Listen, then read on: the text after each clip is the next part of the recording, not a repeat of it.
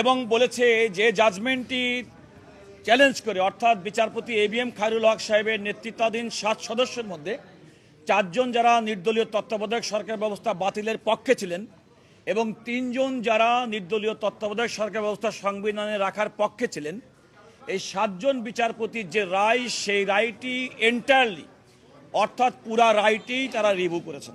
এটা হচ্ছে আপনাদেরকে প্রথমত বুঝতে হবে। দ্বিতীয়ত হচ্ছে যে এই রায়টি আজকে 7 জন বিচারপতি সর্বসম্মতভাবে দিয়েছেন এবং আমাদের দেশের আইন এবং বিচার এবং সংবিধান মোতাবেক এই রায়টি হবে নির্দলীয় তত্ত্বাবধায়ক সরকার ব্যবস্থা সংক্রান্ত সর্বশেষ সুপ্রিম কোর্টের রায়।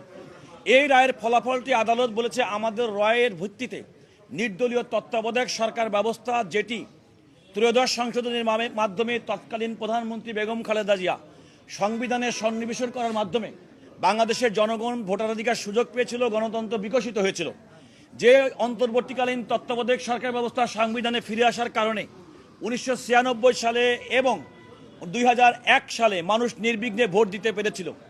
যে নির্দলীয় তত্ত্বাবধায়ক সরকার ব্যবস্থার কিছুটা বিচ্যুতি সত্ত্বেও 2008 সালে বাংলাদেশের মানুষ ভোট দিতে পেরেছিল এবং নির্দলীয় তত্ত্বাবধায়ক সরকার ব্যবস্থা বিগত শেখ হাসিনা সরকার সংবিধানের ৫০ সংশোধনীর মাধ্যমে বিলুপ্ত করার মাধ্যমে আজকে বাংলাদেশের মানুষ আর ভোটাধিকারের সুযোগ পায়নি।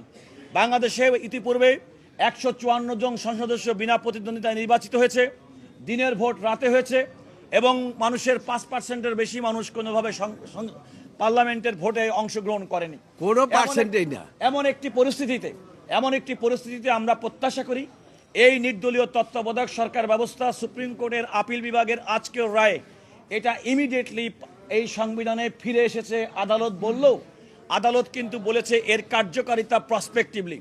যে কথা আমরা বলেছিলাম যে বর্তমানে যে অন্তর্বর্তীকালীন সরকার, যারা ইতিমধ্যেই ফেব্রুয়ারি 2026-এর মধ্যে পরবর্তী জাতীয় সংসদ নির্বাচনের ঘোষণা দিয়েছেন এবং সেই প্রতিশ্রুতি অনুযায়ী তারা নির্বাচনী প্রক্রিয়া চলছেন, আজকের রায়ের মাধ্যমে এটা স্পষ্টত হয়ে গেল যে এই নির্বাচনের ক্ষেত্রে এই নির্দলীয় তত্ত্বাবধায়ক সরকার ব্যবস্থা, যেটি আজকে থেকেই সংবিধানে ফিরে এলো, তার অধীনে নির্বাচনটি, আসন্ন নির্বাচনটি হবে না, নির্বাচনটি হবে পরবর্তী সময় থেকে।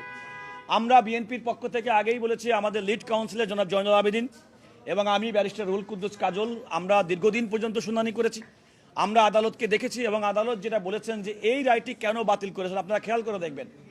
Error apparent on the face of record, এই রায়টা বিচারপতি ABM খায়রুল হক সাহেবের দেওয়া রায়টা কেন বাতিল হয়ে গেল। আদালত বললেন যে সুপ্রিম কোর্টের আপিল বিভাগের এবং আমাদের সংবিধানের 105 অনুচ্ছেদ অনুযায়ী আমাদের যে সংবিধানের সুপ্রিম কোর্টের যে রিভিউ যে ক্ষমতা, সেই ক্ষমতাটা তারা ব্যবহার করেছেন এবং দেখেছেন সেই রায়ের পরতে পরতে ভুল ছিল, অর্থাৎ টেন্টেড ছিল, tainted with the error apparent on the face of the record.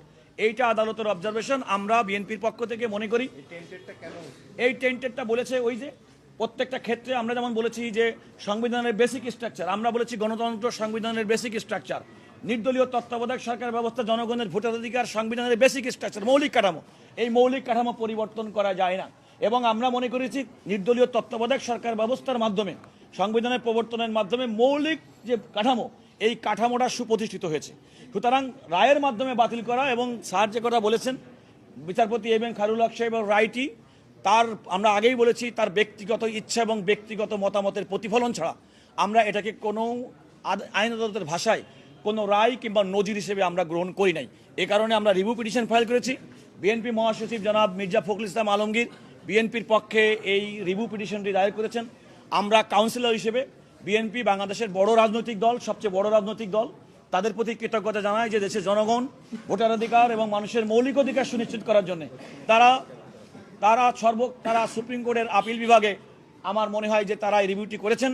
আরেকটি বিষয় বলতে চাই, এই প্রথম মনে হয় কোনো একটা রাজনৈতিক এবং কোনো একটা বিষয় যেটা সুপ্রিম কোর্টে গড়ালো এবং যে ক্ষেত্রে সমস্ত ব্যক্তি এবং রাজনৈতিক দলের ঐক্যমত্য প্রতিষ্ঠিত হয়েছে গণতন্ত্র ভোটাধিকার সুনিশ্চিত করার জন্য, এটা হচ্ছে সবচেয়ে বেস্ট মেকানিজম।